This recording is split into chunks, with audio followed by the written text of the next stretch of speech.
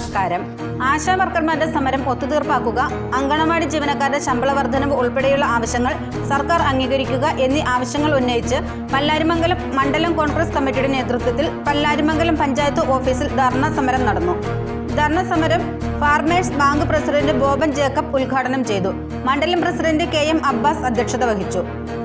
അമീൻ TM, MM Aliyar, KK Ashraf, KE Kasim, Naseer Mullassery, PM Siddique, Shoukath Ali MP, Shafi മംഗലത്ത്, Anees Olickal, Anas NM, Zainuddin MM, Binny K Jose തുടങ്ങിയവർ പ്രസംഗിച്ചു. ആരോഗ്യ സംരക്ഷണവുമായി ബന്ധപ്പെട്ട എന്തെല്ലാം കാര്യങ്ങളുണ്ട് എന്ന് സമയാസമയങ്ങളിൽ റിപ്പോർട്ട് ചെയ്യുന്നതും അതിനുവേണ്ടി മുന്നൊരുക്കം നടത്തുന്നതും അവരെ സഹായിക്കുന്നതിന് ആദ്യം ഓടിയെത്തുന്നതും ആശമാരാണ്.